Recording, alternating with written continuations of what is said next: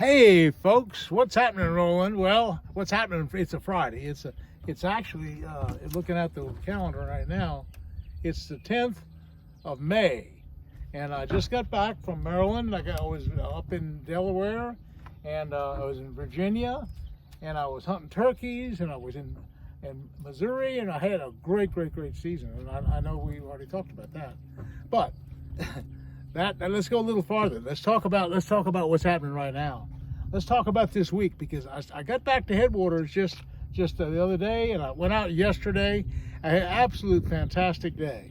Now, I remember I posted a video a couple weeks ago about how I was freelining shiners. Well, I asked the guys yesterday, I said, do you want to fish artificial or do you want to fish shiners? And they said, well, hey, let's freeline shiners. And so, boy, we hit the first little hole. And it was all of a sudden, it was just bam, bam, bam. It was 10 or 15 bass to this hole, and then we went to the next hole, 10 or 15 bass. We ended up with almost 50 bass. The guy caught his personal best, and it was about a 7-pounder. And the other guy caught a 6-pounder, and another guy caught a 5-pounder. Anyway, we had about a half a dozen really quality fish. Now, that was shiner fishing.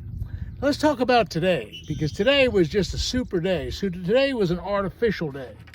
And today was a day, mainly I was doing a YouTube film. I got my YouTube camera, and I was taking this favorite rod and reel and my pitching stick and my 65-pound test braid and an 1.5 ounce weight and my little crawl worm and my favorite rod and reel. This is the Pro Series that Scott and I helped design and develop a couple years ago. I've kind of strengthened it up and added a little extra handle to it. Anyway, today, what I was doing was taking this rod right here, and I pitch and flip into these little places like this. I just let it down I'd get it down through the grass. There, it went down. I'd get it up to the top. I'd jig it about 5 or 6 or 7 times. Just jigging it like this. And I'd move it to the next spot, just like in this little hole right here. Go out there a couple feet down, just jig it along. Now, let's put it this way. Today, you're talking about some heavy fish. I had a 7, I had a 6. I had one break the 65-pound test line, probably an 8 or 9 or 10-pounder. I had another 4-pounder, I had another 3-pounder. I missed 3 big ones and caught 3 big ones. Well, that was kind of the deal, and I was pitching in these areas like right there. Seeing the hyacinths right there? I just kind of pull up and I jig it. I jig it about 5 or 6 or 7 times. Okay, he didn't hit it then. And I just pull it back out, and I make a nice long pitch again to another spot, a little bit farther back, and let it go down. There, it's down now. Pick it up. They hit kind of towards the top. That was the whole kind of deal. They hit towards the top, and it was just a really clever deal. What we try to do when we pitch and flip, there's a real art to it, because what you have to do, you have to end up horsing them out of this stuff. I mean, and these are big 6 and 7 and 8-pound bass that are in that heavy cover, and it's not shallow here. I just want to show you how deep it is. It's that deep right here. In other words, it was over my head right now. It's over my head right here. If I put this in the water, watch this. It goes all the way down to the bottom. Goes all the way down. So it's like 7 feet deep here. So what you have underneath those hyacinths, that's floating, and their roots are hanging down about 2 or 3 feet. So what they're doing, the fish aren't really on the bottom.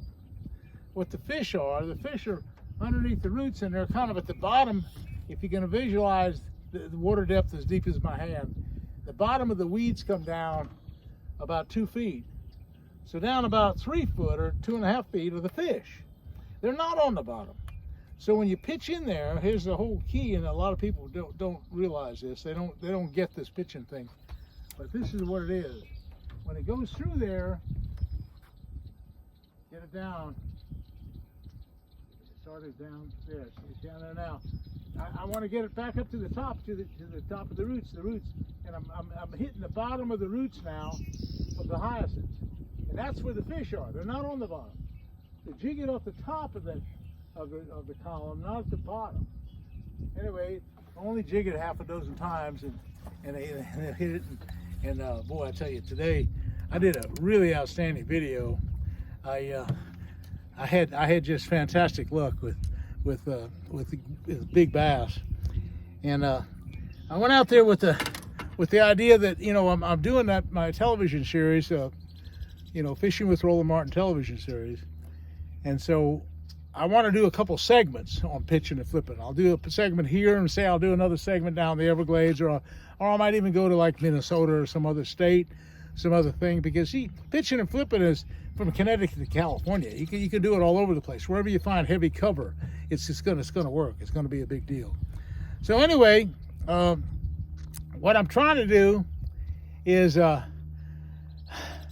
trying to put together another series. And by the way, speaking of my film work, let me just tell you, I'm real busy right now. For the next 2 weeks, as here it is in May, I'm guiding every single day in the whole month of May.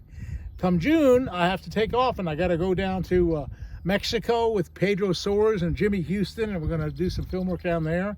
And then we're going to go to Toledo Bend, and we're going to do some film work with Mike Wisecarver with the Booyah product, the Booyah Clean product that's green, the green product that's safe for direct release into the water for cleaning products. Anyway, we're going to do a bunch of film work, and then I'm going to go down to Louisiana and I'll get fish with Eddie, my good friend Eddie. Yeah, Eddie is really a good redfish guide. Eddie Adams he's the best redfish guide I've ever fished with. He has some incredible eyes. Fished with him last year, and he could see the redfish so well. He'd say, "Roland, throw over there," and boy, there they'd be, big old 15, 20 pounders too.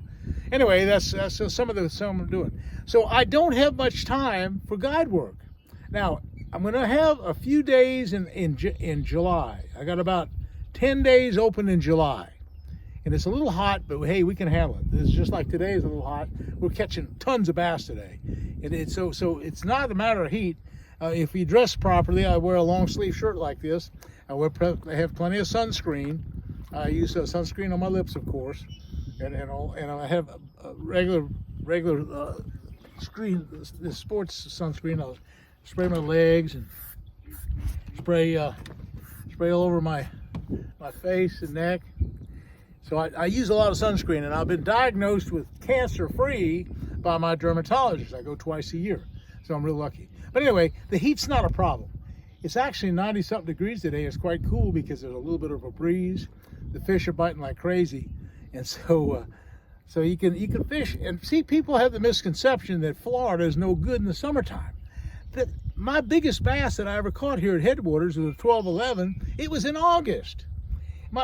In the month of June, 2 years ago, I had 3 bass over 10 pounds. One flipping, one on a buzz bait, and one night fishing with a frog. So that's the kind of fishing you have in the summertime. June, July, August, big bass, top water, flipping. It's really just a great deal. But anyway, that's kind of my. Let's see how many minutes I got. I think I got about 7 or 8 minutes. Anyway, I just want to tell you that I do have some time available in July, possibly a little bit in August. I know it's hot. Hey, we can handle it. We'll catch plenty of bass. So if you want to catch some big fish, particularly learn how to pitch and flip, and I can teach you how to pitch and flip. If you listen and take my instruction, I can get you to be a really good tournament angler where you can catch those big 5 and 6 and 8 pound bass out of this heavy cover. And that's one of my specialties. I really can do that.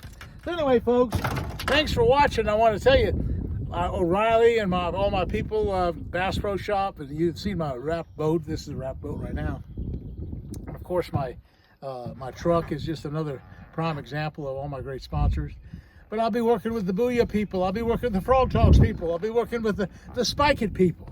And we just have a great time. So if you would, hit the likes button. Hit that likes button, son. And we'll see you again soon. And thanks for watching.